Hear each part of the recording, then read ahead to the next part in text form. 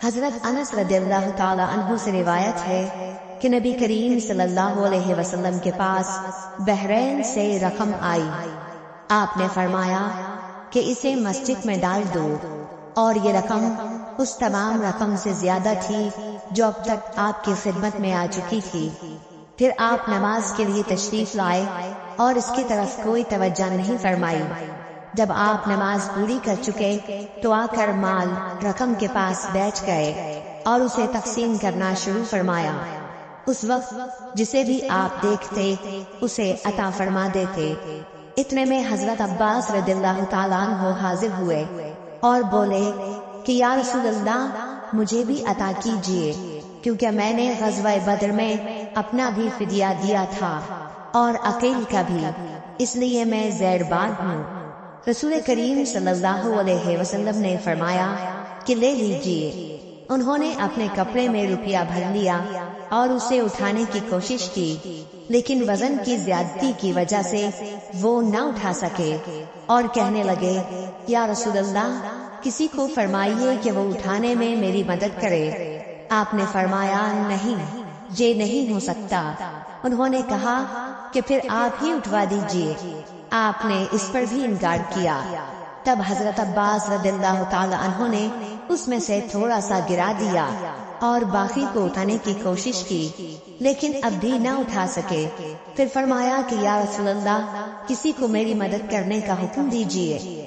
آپ صلی اللہ علیہ وسلم نے انکار فرمایا تو انہوں نے کہا کہ پھر آپ ہی اٹھوا دیجیے، لیکن آپ صلی اللہ علیہ وسلم نے اس سے بھی انکار کیا۔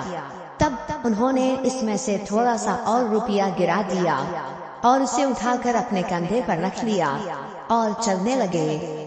رسول اللہ صلی اللہ علیہ وسلم کو ان کے اس حرص پر اتنا تعجب ہوا کہ آپ اس وقت تک ان کی طرف دیکھتے رہے جب تک وہ ہماری نظروں سے غائب نہیں ہو گئے، اور آپ بھی وہاں سے اس وقت تک نہ اٹھے جب تک کہ ایک چونی بھی باقی رہی۔ صحیح بخاری حدیث نمبر 421۔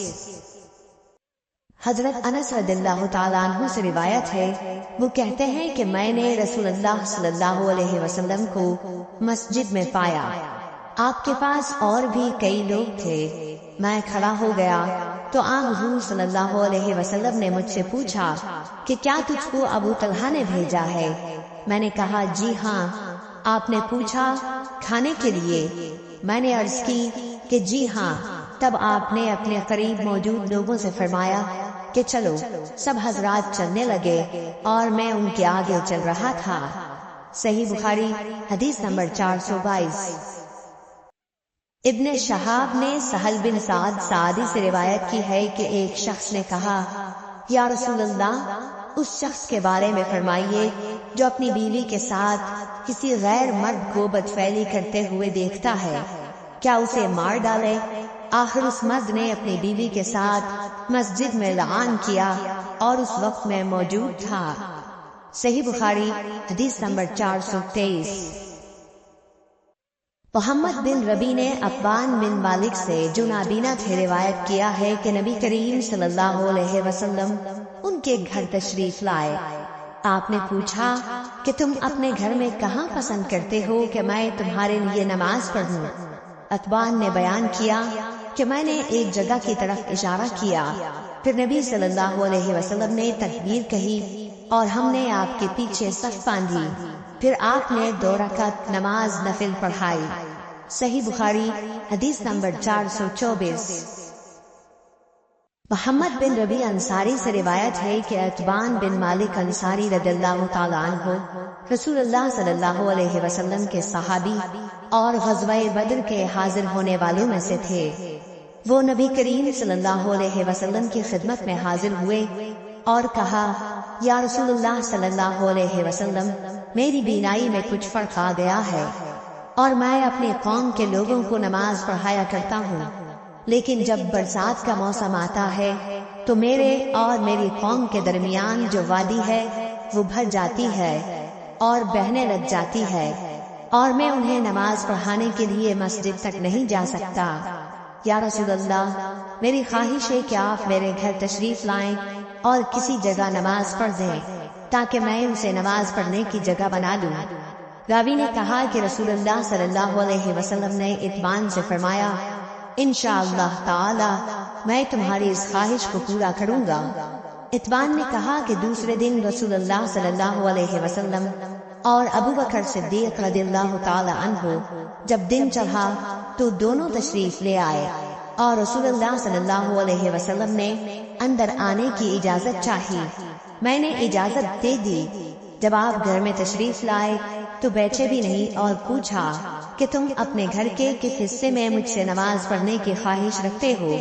اتبان نے کہا کہ میں نے گھر میں ایک کونے کی طرف اشارہ کیا تو رسول اللہ صلی اللہ علیہ وسلم اس جگہ کھڑے ہوئے اور تکبیر کہی۔ ہم بھی آپ کے پیچھے کھڑے ہو گئے اور صف باندھی۔ پس آپ نے 2 رکعت نفل نماز پڑھائی، پھر سلام پھیرا۔ اتبان نے کہا کہ ہم نے آپ کو تھوڑی دیر کے لیے روکا اور آپ کی خدمت میں حلیم پیش کیا جو آپ ہی کے لیے تیار کیا گیا تھا۔ اتبان نے کہا کہ محلے والوں کا ایک مجمع گھر میں لگ گیا اور مجمع میں سے ایک شخص بولا کہ مالک بن دخشن یا یہ کہا ابن دخشن دکھائی نہیں دیتا۔ اس پر کسی دوسرے نے کہہ دیا کہ وہ تو منافق ہے جسے خدا اور رسول سے کوئی محبت نہیں۔ رسول اللہ صلی اللہ علیہ وسلم نے یہ سن کر فرمایا ایسا مت کہو، کیا تم دیکھتے نہیں کہ اس نے لا الہ الا اللہ کہا ہے اور اس سے مقصود خالص خدا کی رضامندی حاصل کرنا ہے؟ تب منافقت کا الزام لگانے والا بولا کہ اللہ اور اس کے رسول کو زیادہ علم ہے، ہم تو بظاہر اس کی توجیہات اور دوستی منافقوں ہی کے ساتھ دیکھتے ہیں۔ رسول اللہ صلی اللہ علیہ وسلم نے فرمایا کہ اللہ تعالیٰ نے لا الہ الا اللہ کہنے والے پر اگر اس کا مقصد خالص خدا کی رضا حاصل کرنا ہو دوزخ کی آگ حرام کر دی ہے۔ ابن شہاب نے کہا کہ پھر میں نے محمود سے سن کر حسین بن محمد انصاری سے جو بنو سالم کے شریف لوگوں میں سے ہے اس حدیث کے متعلق پوچھا تو انہوں نے اس کی تصدیق کی اور کہا کہ محمود سچا ہے۔ صحیح بخاری حدیث نمبر 425۔